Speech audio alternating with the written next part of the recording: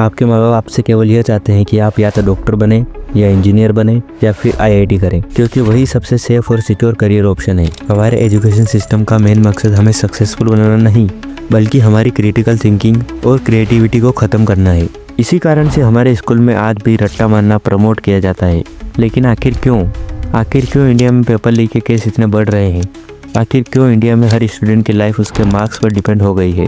आखिर क्यों भारत के गांव के स्कूलों में आज भी टीचर्स की कमी है? आखिर इन सब के पीछे है कौन? आइए जानते हैं। 83% एजुकेटेड इंडियंस एम्प्लॉयबल ही नहीं है। वो काम कर जिसमें तेरा टैलेंट है। इस देश में एजुकेशन पे 18% जीएसटी ठोक के बैठे हैं और मैं कुछ भी हासिल नहीं कर पाया। शिक्षा व्यवस्था को स्वदेशी बनाना चाहता एक्सेलेंस का पीछे पड़ा। सोचिए, दो दोस्त थे, रोहन और अमन, जिसमें रोहन आईआईटी की तैयारी कर रहा है, जिसमें वो 12 से 14 घंटे पढ़ाई, कोचिंग और रट्टा मारने में निकाल देता है। वहीं अमन, जो कि एक क्रिएटिव फील्ड में है और ग्राफिक डिज़ाइनर बनना चाहता है। बताइए, दोनों में से ज़्यादा खुश कौन होगा? जाहिर सी बात है, अमन ज़्यादा खुश होगा, क्योंकि वो कर रहा है जो वह चाहता है।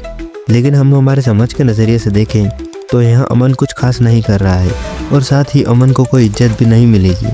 वहीं रोहन, जो कि भेड़चाल वाली सोच में समाज और अपने माँ बाप के कहने पर आईआईटी में लगा हुआ है, उसको ज़्यादा इज्जत मिलेगी। चाहे अभी अमन ग्राफिक डिज़ाइनर बन के महीने के 80 से 90 हज़ार रुपये कमा रहा हो और रोहन अभी भी आईआईटी में फेल हो चुका हो, इससे कोई फर्क नहीं पड़ता समाज को। लेकिन ऐसा होता क्यों है?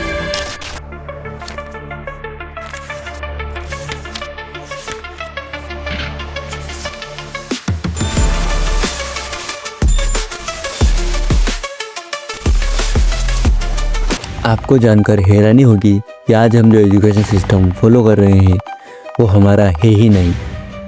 दरअसल ये अंग्रेज़ों द्वारा बनाया गया था ताकि भारतीय लोगों को क्रिएटिव और स्किल बेस्ड न बनने दिया जाए और भारतीय लोग केवल रट्टा मारना सीखें। और इसके परिणाम हमें आज भी देखने को मिलते हैं। इंडिया में आज भी रट्टा मारना ही सिखाया जा रहा है और बड़े शर्म की बात है कि आज भी हम यही एजुकेशन सिस्टम फॉलो कर रहे हैं। अगर हम बात करें हमारे गाँव के सरकारी स्कूल्स की, तो वहाँ एक टीचर 60 से 70 बच्चों को पढ़ा रहा है, तो यहाँ पर्सनल अटेंशन कहाँ से मिलेगा? और इंडिया में कई गांव के स्कूलों की हालत तो इतनी ख़राब है कि वहाँ टीचर्स ही नहीं है और वहाँ टीचर्स लाने की बजाय सरकार उन स्कूलों को बंद करने में लगी हुई है।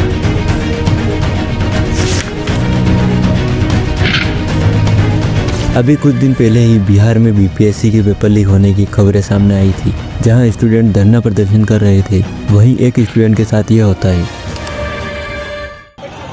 आप देख पा रहे हैं कि ऑन कैमरा ही इसे थप्पड़ मार दिया जाता है। यह कैसा सिस्टम है जहां पढ़ाई करने वाले छात्रों को खुलेआम थप्पड़ मार दिया जाता है? कुछ महीनों पहले नीट के पेपर भी लीक हुए थे और राजस्थान में तो पेपर लीक होना एक आम बात हो गई है। लेकिन इन सब का कुछ सॉल्यूशन भी होगा। दरअसल अगर हम चाहें तो फिनलैंड जैसी कंट्रीज का एजुकेशन सिस्टम फॉलो कर सकते हैं। फिनलैंड में केवल 4 से 5 घंटे पढ़ाई होती है। वहाँ कोई होमवर्क नहीं दिया जाता, बल्कि वहाँ क्रिटिकल थिंकिंग और क्रिएटिविटी पर फोकस किया जाता है। और सेम जर्मनी और जापान में भी। वहीं इंडिया में क्या होता है? रट्टा मारना सिखाया जाता है। यहाँ बदलने की ज़रूरत है हम सबको। यहाँ बदलने की ज़रूरत है हमारे टीचर्स को, हमारे पेरेंट्स को और हमारे पूरे एजुकेशन सिस्टम को।